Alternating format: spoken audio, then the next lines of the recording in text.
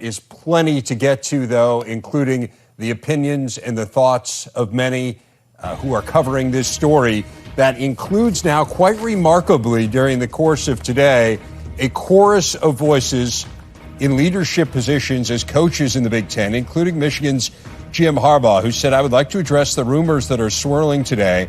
I'm not advocating for football this fall because of my passion or our players' desire to play, but because of the facts accumulated over the last 8 weeks since our players returned to campus on June 13th. I am advocating on August 10th that this virus can be controlled and handled because of these facts." And then he lays out some numbers, including just 11 positive tests for Michigan football in 893 administered, 0 in the last 353. Harbaugh emphasizes they have not had to pause their training in any way. And then he quotes at the bottom here Daryl Conway, who's their chief medical officer, also a member of the Big Ten's medical advisory group, stating, quote, "I wish that others could see this model." Harbaugh emphasizing they have followed the health and safety guidelines. He goes on to say, "We developed a great prototype for how we can make this work and provide the opportunities for players to play. If you're transparent and follow the rules, this is how it can be done." Harbaugh went on to say, "I'm forever proud of our players, parents, coaches, and staff for being leaders and role models in our sport, at our institution, and in society. We will continue to follow all health and safety guidelines, teach, train, and coach those young men and their families that have put their trust in us while advocating for a football season in the fall."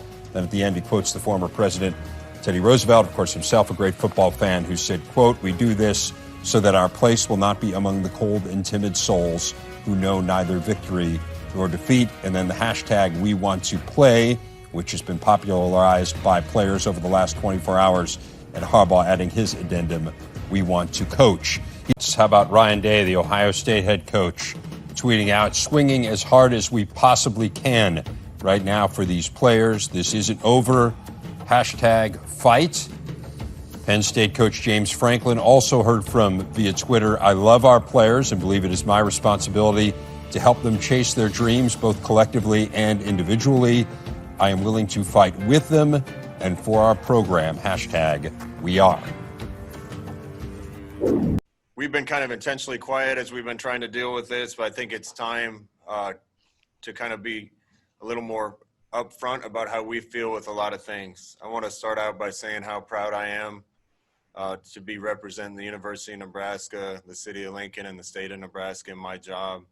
I can't imagine being anywhere and representing people that I care about more than the job that I'm in right now. There's a lot of speculation, a lot of things swirling right now with what's going to happen. I wish I had all the answers. I don't. I have a group of players that I love, every single one of them. I ask them to fight for us all the time, to fight on the football field all the time.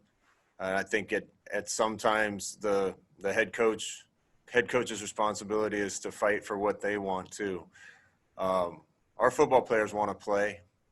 The coaches want to coach. We want to play football this year at the University of Nebraska. From the beginning of this, we've respected the virus, leaned on the help of the medical experts that we've had access to, a great partnership with UNMC and people that know a lot about this. We've leaned on their expertise, leaned on their guidance. Our players feel safe. They feel taken care of, and they want to play. I think what's kind of being missed in a lot of these conversations is what the world looks like, what universities look like, and what the lives of our kids look like if we don't play football. And I haven't heard a lot of people talk about that. But what does the world look like without football? A lot of people around the country are going to point to the fact that all these decisions are going to be financial. Let's skip past that for a second. Let's skip past the fact that the University of Nebraska Athletic Department will lose $80 to $120 million if we don't play football. The city of Lincoln will lose upwards of $300 million if we don't play football, and the state of Nebraska will lose hundreds of millions of dollars if we don't play football. Let's skip past the fact that a lot of people are going to be laid off, furloughs, lose jobs, and their kids aren't going to be able to have the same things that they have right now while their mom and dad are working. Let's get past the fact that a lot of schools are going to have to drop sports and some sports may never exist again. Let's take the financial piece completely out of it. Right from the beginning, our priority has been the health and safety of our student athletes. Nothing's been more important. Winning or losing any game doesn't matter as much to us as the health and safety of these kids that we care about and love that are playing for us and for the state of Nebraska. I want to stop and talk for a minute about what their lives look like if we cancel football tomorrow. If we cancel football tomorrow, we're throwing up a white flag and saying this can't be done. And if that's the decision that's made, we'll certainly abide by it. But let's think about our players and their health and well-being for a minute. Do we keep them here? Do we send them home? Where do they go? What do they do? What do I do with them? The virus is going to be here whether we play football or not, and our kids are going to have an opportunity to contract the virus whether we're playing football or not. I don't have license to talk about the number of players we've had that have tested positive, but what I can tell you is we're very sure that the vast majority, if not all of them, contracted the coronavirus somewhere outside of our building and not in our workouts.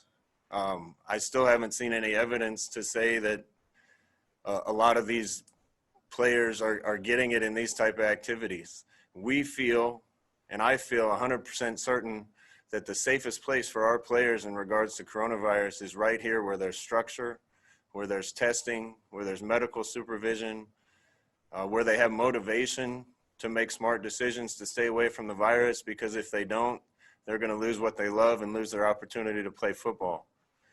We want to play a Big Ten schedule. I hope that's what happens. Our university is committed to playing no matter what that looks like and how that looks. We want to play no matter who it is or where it is. So we'll see how those chips fall. We certainly hope it's in the Big Ten. If it isn't, I think we're prepared to look for other options.